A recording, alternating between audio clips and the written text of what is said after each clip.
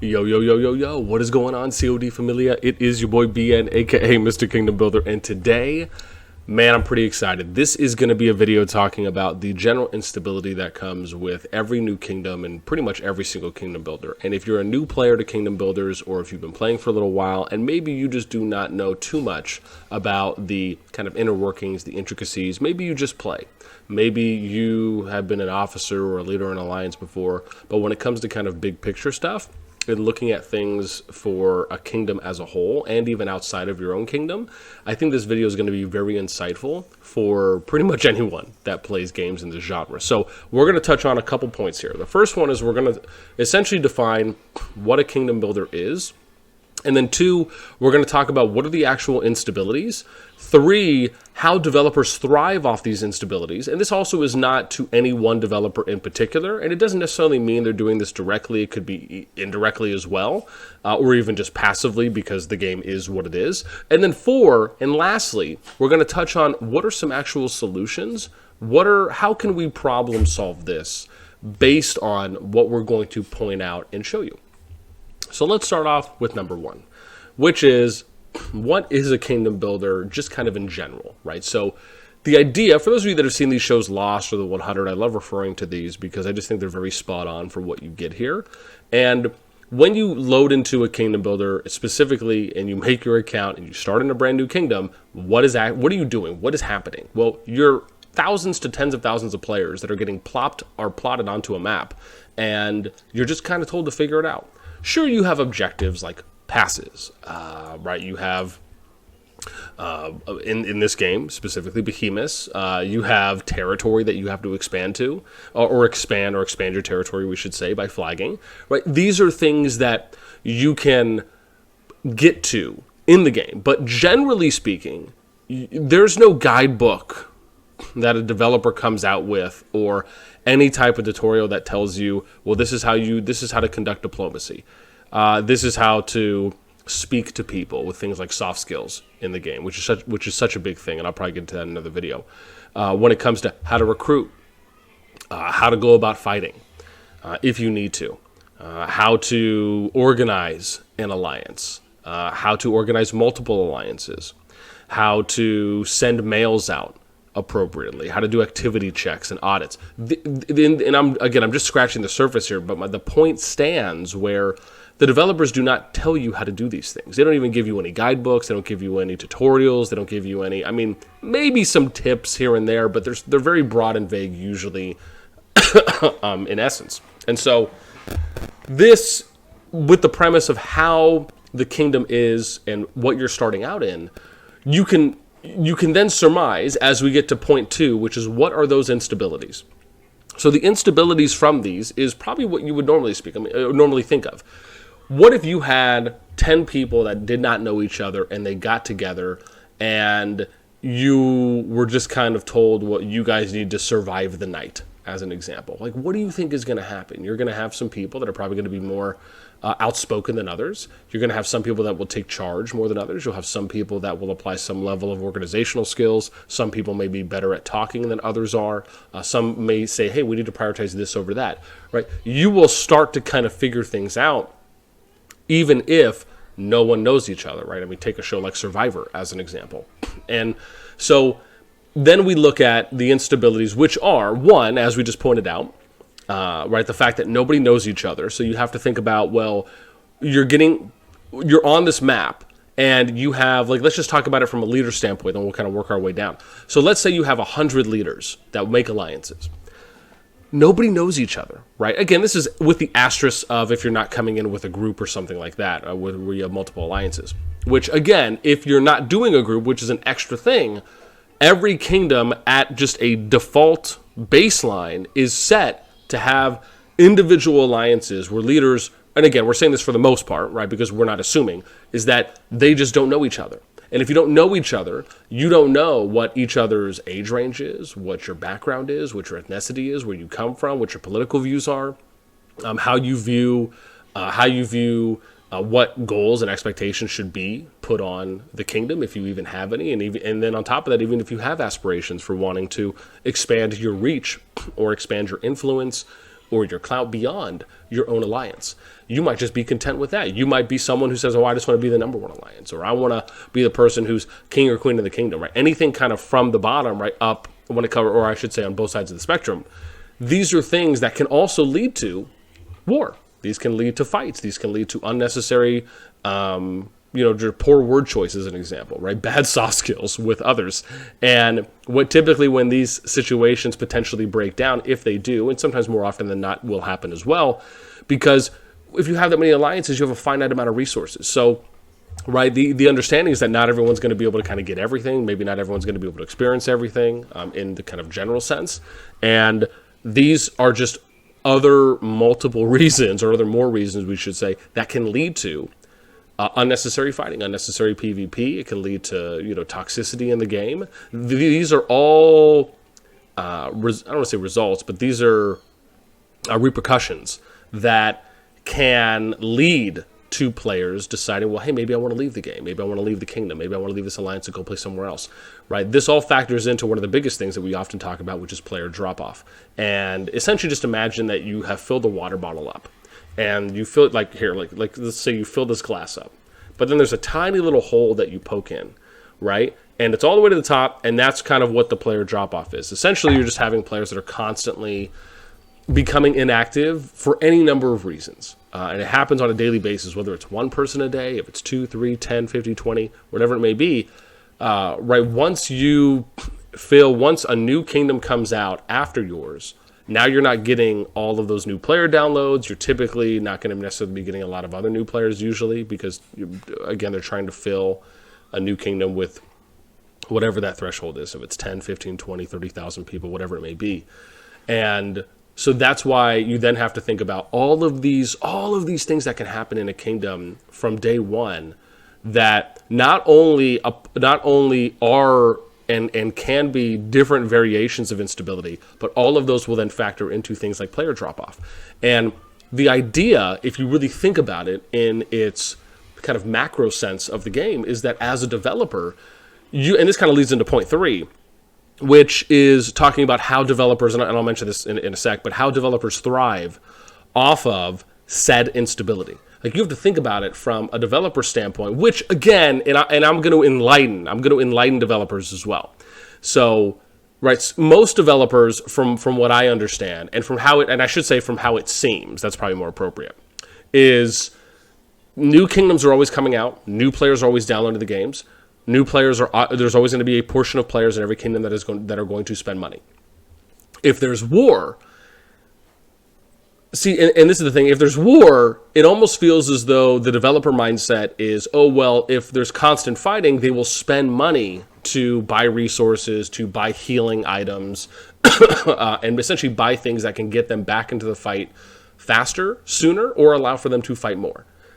And the interesting part about this is that if you think about the amount of players, and that's the thing, I would love to see the data. I mean, I already have an idea because I pulled data very often on a lot of kingdoms, but I would love to see the back end data that essentially shows what the average number, how much are they filling a kingdom up at start? What does the activity look like week to week and then month to month before the end of a season?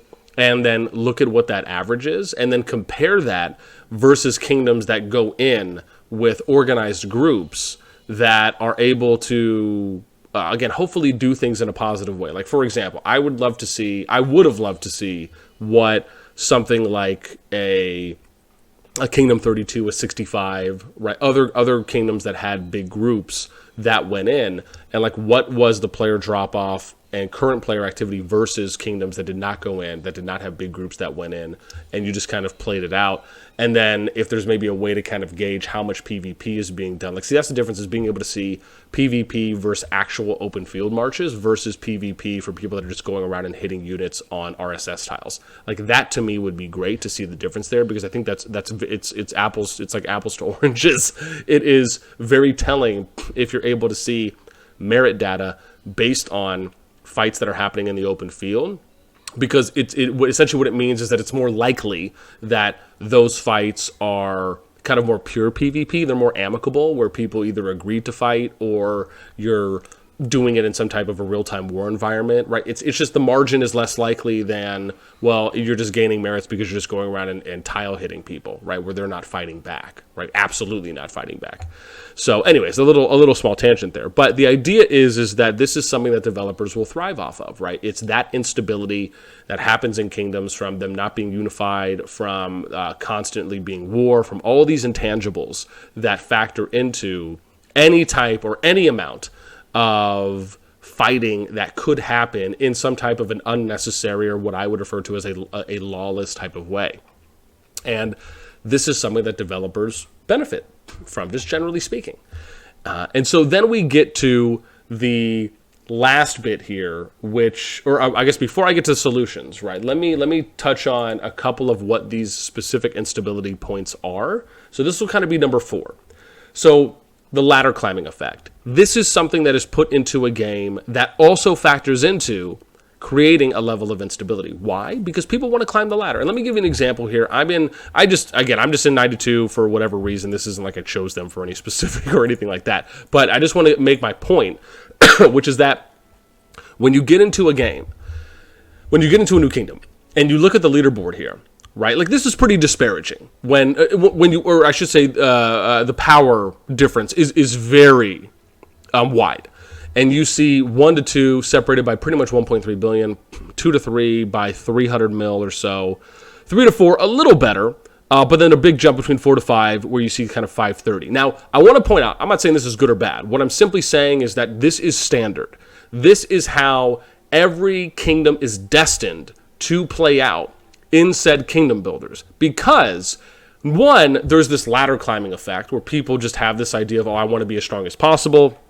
And even though alliances, and specifically alliance leaders and their management teams, may not be doing it out of any kind of malice or any kind of ill intent, it's just simply that there's no guidelines, right? There's nothing that the game puts out that says, oh, this is what you should try and do or try and build to. And again, like I've said previously, I'm 50-50 on that. I'm not necessarily saying that they need to do those things or they don't need to do those things and just leave things as is. What I'm simply pointing out is that these are consistent trends that happen in every single kingdom, of every single kingdom builder. Mainly because every alliance, usually they're operating independently of themselves. And this is probably an okay example here, where you have essentially alliances that all pretty much have different tags, with the exception of 1 and 7 here. But if you're just looking at the top 6, right, they all have different tags. And this is essentially individual alliances kind of operating in their own capacity. And so what are you doing as an individual alliance? Well, you're recruiting for your alliance. You're not recruiting for other alliances. You're trying to power up your players as much as possible, right? Regardless if you're looking to fight or not. The idea is you're trying to get stronger. And because everyone's kind of trying to herd, if you will, and recruit individual players, this factors into leaderboard disparity. Because usually you're not necessarily, especially in the beginning, going to have some type of just, it's not like you're going to have 10, 20, 30, 40 alliance leaders in the beginning of a game all come together and meet in a Discord or in a voice call or in just have a couple text channels, and everyone gets on and then the idea is, oh, well, hey, let's all hash this out and try to organize and figure out what we want to do. This is something that just usually doesn't happen, right? This is kind of an anomaly, if you will. These are things I do when I go into kingdoms, but again, I like to believe I'm a little bit different in how I approach games or how I approach kingdoms, because I'm looking for general stability as early as possible in order to keep as many players active, the lowest amount of player drop off, and allowing for people to have a better day-to-day gaming experience because of that.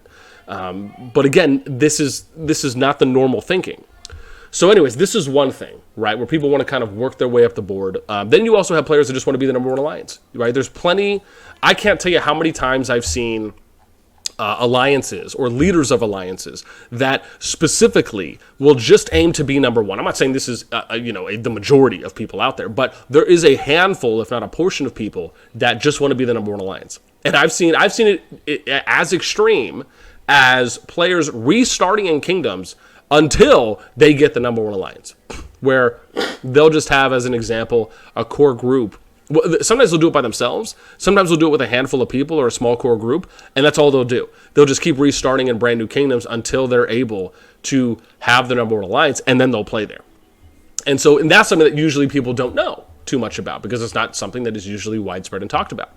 But the general idea is that, like we said, to the ladder climbing effect, there will be some people that just want to be number one. Or you'll have players that want to just be in the number one alliance. And that in and of itself creates more power imbalance and more instability because you're funneling everyone up the board and trying to kind of put everyone into this like 1% billionaires club. And what does that do? Well, there's a few things that does when you form these types of what we refer to as mega alliances. So you'll have sometimes in Kingdom, this doesn't mean that every mega alliance has this mindset, but more often than not they do. Where if you're the number one alliance and you're just so much more farther ahead in power than number two and even more than number three and downwards on the boards, there's nothing stopping you from saying, well, I just want all the best behemoths, or I want all the best territory, or we're only going to allow one or two people, or it gives you this kind of carte blanche to dictate, or I shouldn't say dictate, but to policy set and to standard set what rules are going to be in the kingdom. And even though you may not necessarily want the responsibility or any level of accountability for that, this is a very real thing that happens, right? Even if you are not aiming to be king or queen at all, oftentimes the number one alliance, usually that responsibility, that title, that expectation falls upon whoever the number one alliance is. And that's something that, once again, is not talked about that often, about how many messages the number one alliance leaders and management and officer team will get from players and alliances outside of their own. Right? And anyway, so again, this is just like, and I'm not trying to go off on too many tangents, but it just is very relevant. And then we get to the thing I mentioned before, which is like there's no tutorial on kind of how to play the game, right? And for me, I would love if they just did something where they gave a tutorial or they gave tips that were just kind of more common denominators on, hey, if you want your alliance to be healthy, we recommend sending good mails out that educate and inform them on things like events. If you want to keep track of activity, right? These are some ideas you can do to do that. If you want to help your players grow, maybe send them information on upcoming events to stay ahead of it. If you're looking to try and create as healthy as a kingdom, right? You may want to try diplomacy before you fight, right? These types of things that would just be lovely if there was a little bit more of an emphasis on them. But again, and this kind of goes into a deeper issue, which I don't say a deeper issue, but a deeper topic on. To me, I would just love to sit down and have a conversation with the game developers on like what was the initial intent for their game as a kingdom builder, and then how privy are they to a lot of these things that happen within kingdom builders that nobody really talks about that much, maybe outside of myself and others. And I'm not trying to say like I'm on a pedestal or anything like that, but when you look at my content versus potentially other content creators, when it comes to kind of kingdom management, game trends, kingdom trends, player psychology, there's just not too many other people that really talk about these things. And again, it's not a slight towards anyone. It's just that I've spent a lot of my time enjoying and being passionate about studying these things and researching them. Then we get to, where was I here? Oh, players that talk about like dead kingdoms as an example. So players that will talk about dead or inactive kingdoms, which factor into, again, more instability, because by the time you're getting to that point, you're kind of almost on this roller coaster ride of once your kingdom is starting to become inactive, it can snowball incredibly fast. And that instability there can create an environment where player drop-off increases. It can maybe lead to a breakdown in any type of kingdom governance, or anyone that's really looking out for the kingdom. And I've seen situations where a kingdom starts becoming inactive and they're kind of trending and snowballing in that direction. And then now there's really no governing body. And then you have some players that'll pop up and they just think, oh, well, I can just do whatever I want, right? And it's kind of this rogue mentality of, oh, I can just go around and hit anyone. We'll just take all the best stuff. We'll reform a new alliance. These are things that can happen. Doesn't mean it's going to happen every time, but they can happen. And I've seen them happen. If you look at, so I did a video a while ago where maybe a while ago, like a year or two ago, I think. But in the video, what I did is I researched the top 3 content creators across games like Rise of Kingdoms, Lords of Mobile, and State of Survival. And I looked at the past 3 months of content that they had put out, again, for this period.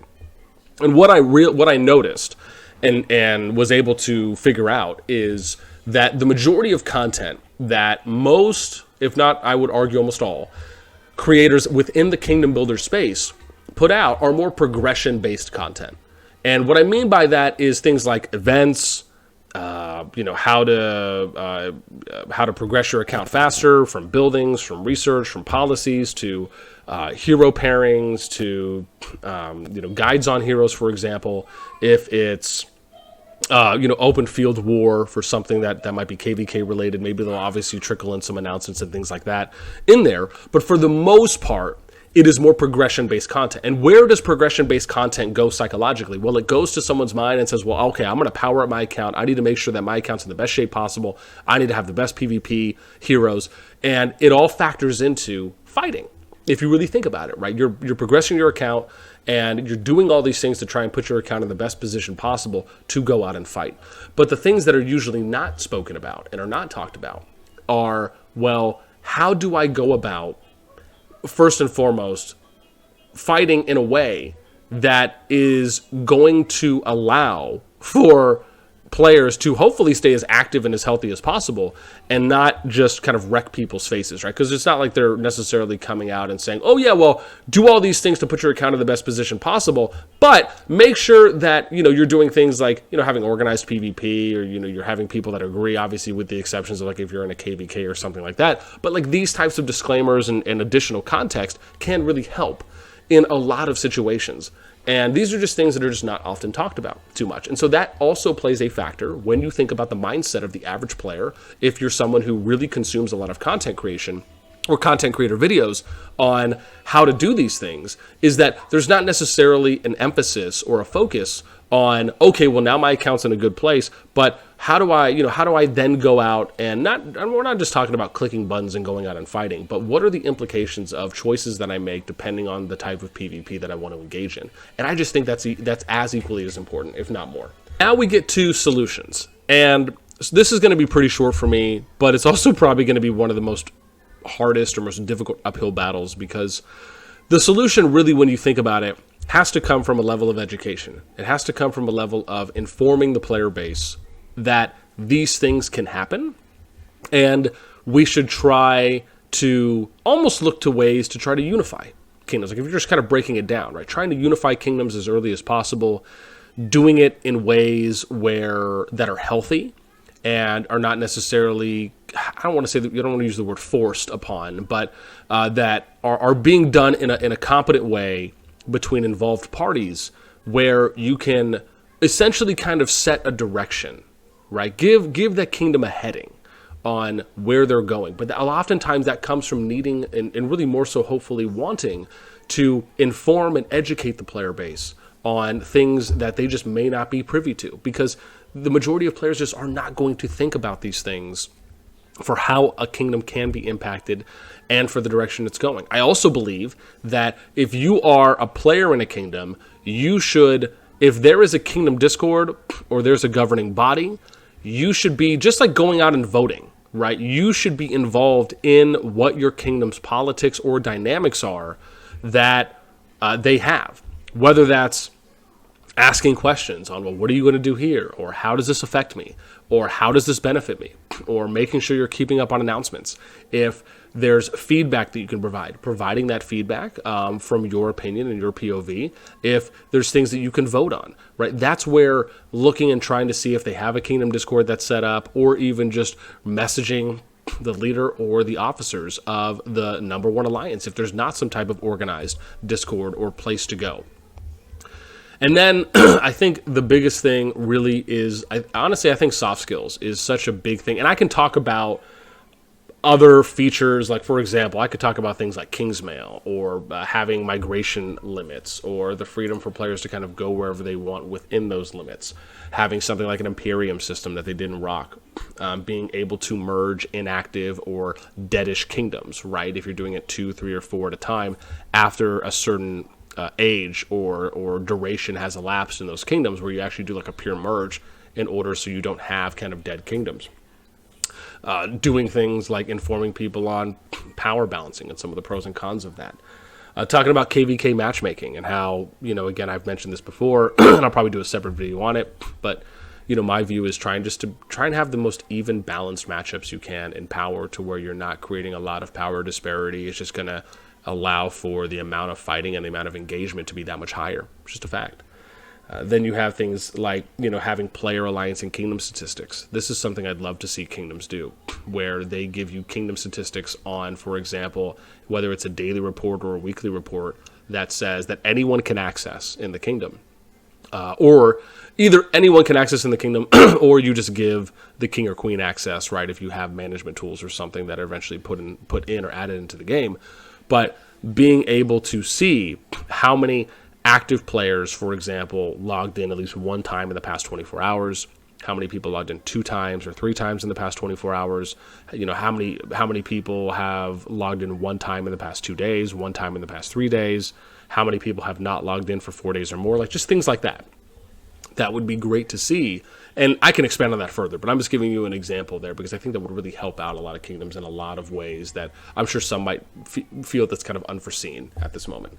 But for me, it really, as I was saying, comes down to being able to have kind of a higher standard, that rising tide that lifts all boats, right, when it comes to the knowledge and the current level of understanding for players that are coming into Kingdom Builders, and how trying to do things in a way that is going to keep the base as active, as engaged, and as healthy as possible. And more often than not, that comes from informing, from taking time to educate, and from not just terrorizing the kingdom immediately through lawless or type of rogue activity where you're just going around and hunting and killing everyone off. I mean, again, these are things that we know as a fact cause an extreme level of player drop-off depending on the severity of those occurrences in kingdoms.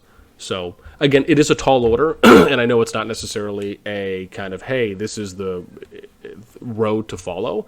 I do think that things can be done, but more often than not, as I said, a big part of it has to come from a dynamic change, right? Just a psychological shift in the perception of how players view playing Kingdom Builders. That, to me, I think is the number one and biggest solution, is that the majority of players just feel that either Kingdom Builders are war games or they're meant to fight.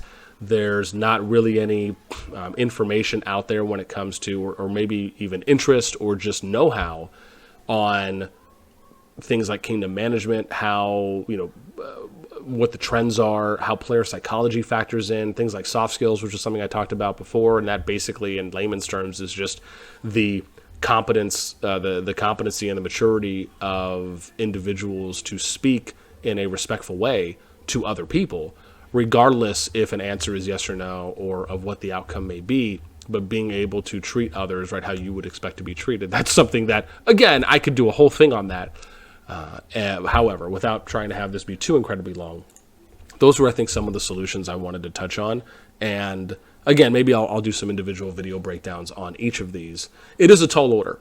And I just think that because these games have been played certain ways or have the majority of outlooks on them for a number of years, it's it's going to be a big battle to try and change. Like, my outlook on kingdoms is, look, I'm trying, as I've mentioned before, trying to essentially keep a kingdom as active and healthy as possible, low player drop-off, high player retention, and trying to unify a kingdom to give it a heading, give it a direction as early as possible. This is not necessarily the baseline or the default way of thinking. This is more of a minority way of thinking. And for those that just haven't played in a lot of kingdoms yet, or if you haven't played in enough kingdoms, you will eventually figure this out, that it is a lot more challenging and a lot more difficult than even I might make it seem or not seem at times. So that's going to do it for me. I would love to hear what you guys think in the comments down below. As always, until next time, I will catch you later.